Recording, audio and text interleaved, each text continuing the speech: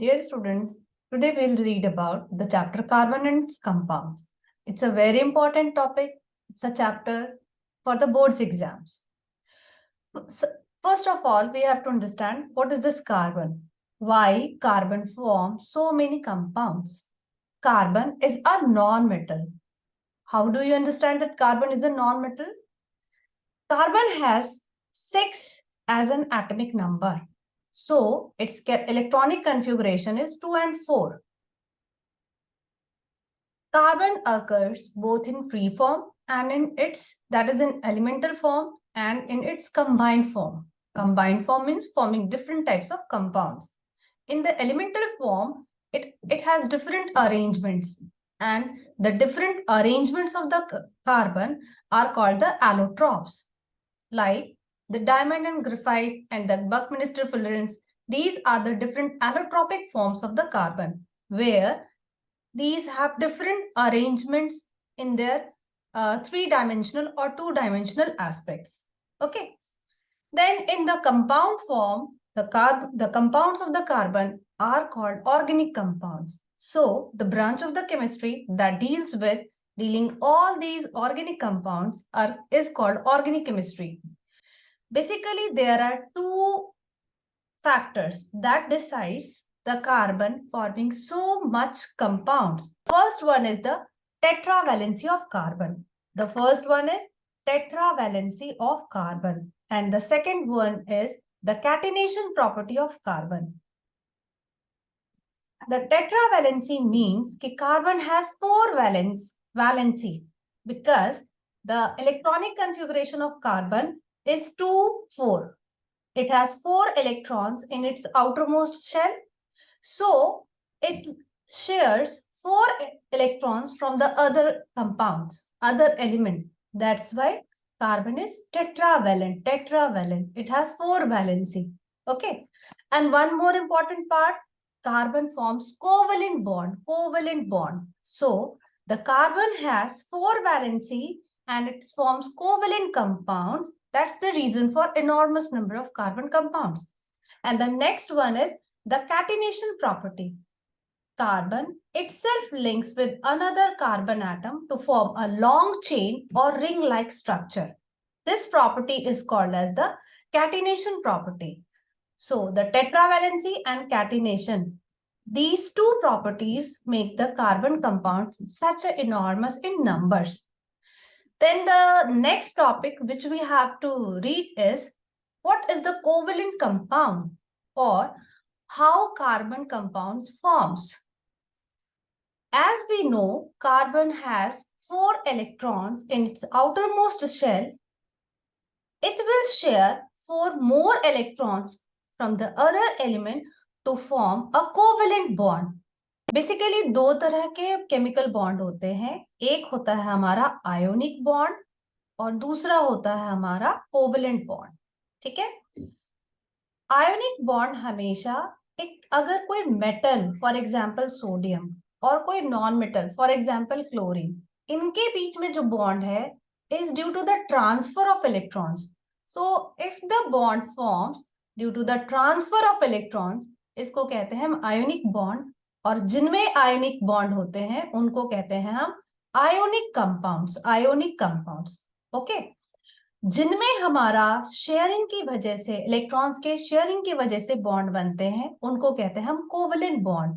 और उन कंपाउंड्स को कहते हैं हम कोवेलेंट कंपाउंड्स. यानी कार्बन ने अपने एक एक इलेक्ट्रॉन्स को शेयर किया एक एक हाइड्रोजन के साथ और बनाया CH4. Okay. So CH4 is a organic compound. Yani the compound formed after the sharing of the electrons is called as the covalent bond, and the compounds are the covalent compound. Example, जैसे हमारा ये hydrogen के पास outermost shell में एक electron है. ठीक है. तो in the atomic form it will be unstable. जब ये अपने मॉलिक्यूल को बनाएंगे तो 2 hydrogen atom will combine together, will share one of their electrons. ठीक है. To form the covalent bond. In this way the covalent bonds are of 3 types. अगर single covalent bond, double covalent bond and the triple covalent bond. For example, hydrogen hydrogen के बीच में अगर हमें simple line draw लिखना हो तो हम ऐसे लिखेंगे, ऑक्सीजन ऑक्सीजन के प्रेजेंस में हमें ऐसे लिखना होगा, यानी this is double covalent bond, और नाइट्रोजन नाइट्रोजन के बीच में हम ऐसे लिखेंगे, that is the triple covalent bond. यानी डबल कोवेलेंट बॉन्ड में 2 electrons will be shared, sorry single covalent bond में 2 electrons will be shared, double covalent bond में 4 electrons will be shared, and in triple covalent bond there will be 6 electrons shared. Okay, so organic compounds या carbon के जो compounds होते हैं वो covalent compounds होते हैं, उनमें covalent compounds की properties होती है, मतलब they will not be soluble in water, they will not conduct electricity, they will have low boiling points, and their bond is comparatively weak. These are the properties of the covalent compounds. Okay, draw the electron dot structure or Lewis dot structure of the different compounds.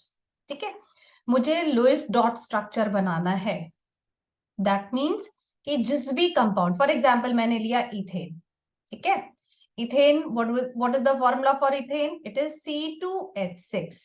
okay, मुझे ये पता है कि carbon के पास 4 इसके outermost shell में electrons होंगे, यानी सबसे पहले हम इसके आउटरमोस्ट इलेक्ट्रॉन्स को ड्रॉ करेंगे, ठीक है। दूसरे कार्बन, यानी यहाँ पे जब मैं आगे बताऊंगी कि what are the saturated and unsaturated hydrocarbon, तो it will be more easy. यहाँ पे थोड़ा सा समझना है कि जैसे इस कार्बन के भी ये 4 हमारे हो गए वैलेंस इलेक्ट्रॉन, और ये चार हाइड्रोजन, 3 हाइड्रोजन के से ये कंबाइन करेंगे, ठीक है, यानी इधर भी 3 हाइड्रोजन मैंने बना दिया, ठीक है। अब इस कार्बन को देखो, क्योंकि कार्बन हमेशा it follows the octet rule, यानी it should have 8 electrons in its outermost shell, 8 electrons in outermost shell, this is called as the octet rule, कि every element wants 8 electron in its outermost shell to make itself stable, ठीक है। तो carbon ने 1 2 3 4 खुद के इसके 4 हो गए, और एक इस हाइड्रोजन से, एक इस हाइड्रोजन से, from this hydrogen, from this carbon, now this octet of the carbon has completed, okay, it has become stable. Again with the hydrogen makes duplet, क्योंकि it has only one orbit in as outermost shell, तो first orbit पे हमेशा 2 electrons ही होते हैं, यानी it will form the duplet, then again this will form the duplet. अब इस carbon को देखो, 1 2 3 4 5 6 7 8, यानी इसके ये हो गए ऑक्टेट रूल पूरे, एंड विद दिस हाइड्रोजन ये रहा, सॉरी इसको इंक्लूड करते हुए, next is this and then this, what is the formula? C2H6, 1 2 3 4 5 6 hydrogen and 1 and 2 carbon, okay, and the bond is simple. अगर मैं लाइन ड्रॉ स्ट्रक्चर करूं तो दोनों कार्बन के बीच में क्योंकि 2 इलेक्ट्रॉन शेयर हुए इसलिए सिंगल बॉन्ड बनाया, देन इधर सिंगल बॉन्ड, यानी it has 1 2 3 4 5 6 7, it has 7 covalent bond. Question comes, find the number of covalent bonds in ethane or methane. Methane is the easiest one. मतलब methane के पास what is the formula for methane? It is CH4. Okay, यानी एक carbon 4 hydrogen से combine करेंगे, ठीक है, यानी इस कार्बन का मान लो कि ये मैंने इलेक्ट्रॉन लिया, इस कार्बन का ये लिया, इस कार्बन का ये लिया, इस कार्बन का ये लिया, इसके 4 इलेक्ट्रॉन्स हो गए, और ये इलेक्ट्रॉन इस हाइड्रोजन का, ये इलेक्ट्रॉन इस हाइड्रोजन का, ये वाला इलेक्ट्रॉन इस हाइड्रोजन का, ये वाला इलेक्ट्रॉन, तो सबके हाइड्रोजन के ड्यूप्लेट बन गए और कार्बन का ऑक्टेट हो गया, and this is the structure of the methane. In the same way oxygen के पास, ऑक्सीजन का electronic configuration is 2 6 because it has atomic number 8, okay, so it has 6 electrons in its outermost shell, 1 2 3 4 1 2 3 4 5 6, ठीक है, 1 2 3 4 5 6। अब ये 6 इनको भी 8 बनाना है, तो it will combine with the another oxygen atom to form its covalent bond, and कितने electrons यहाँ शेयर हो रहे हैं? 4, इसीलिए it is double covalent bond. Again with nitrogen, nitrogen का atomic number is 7, so electronic configuration 2 5, so it has 5 electrons its outermost shell.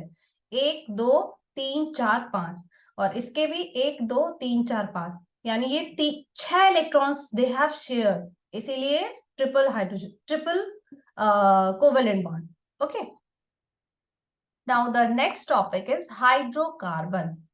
Hydrocarbon, the word itself explains. मतलब इस word से ही हमें पता हो रहा है the compound of hydrogen and carbon, यानी इट मस्ट हैव कार्बन तो होगा ही because we are dealing with the organic compound, and along with that it will have hydrogen. अब कितने कार्बन कितने हाइड्रोजन, दैट विल डिसाइड कि किस तरह का हाइड्रोकार्बन.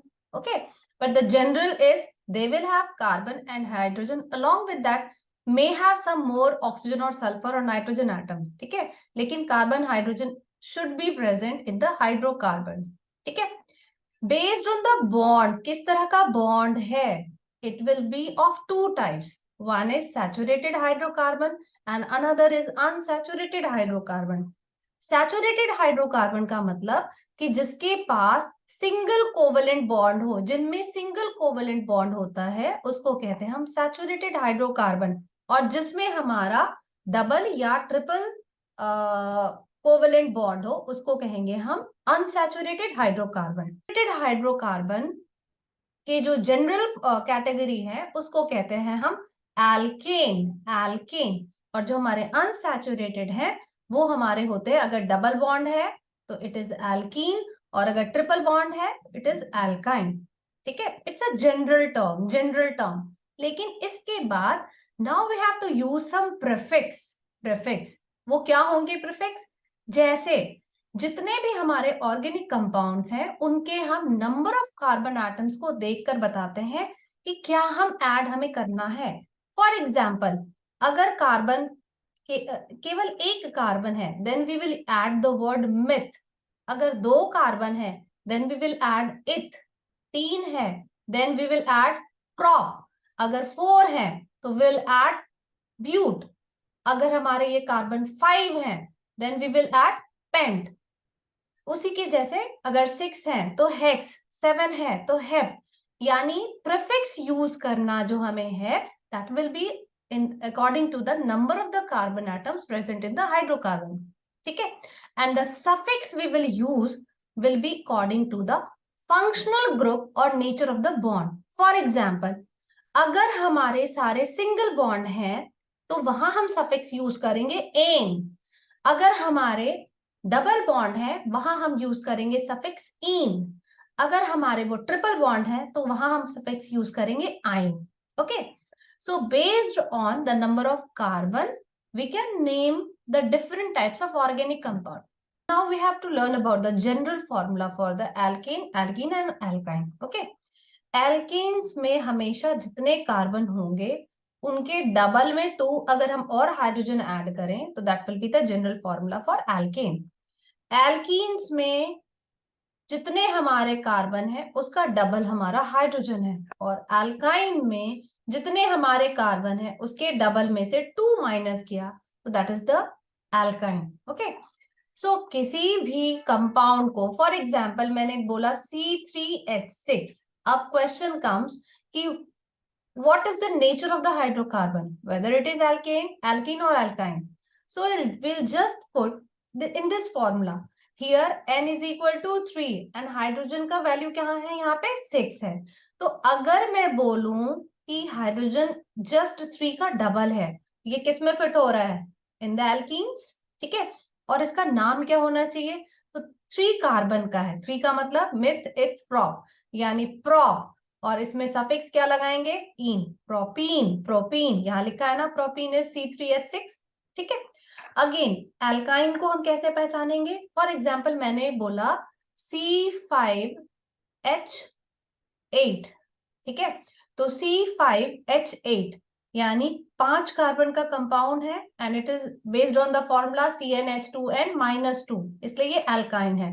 इसका नाम क्या होना चाहिए, पेंट, और सफिक्स क्या लगाया, आइन. Pentyne, pentyne, pentyne. ठीक है, तो इस तरह से किसी भी हाइड्रोकार्बन का what is the nature, what is it's name can be determined by just calculating the number of the carbon and the hydrogen atoms present in it.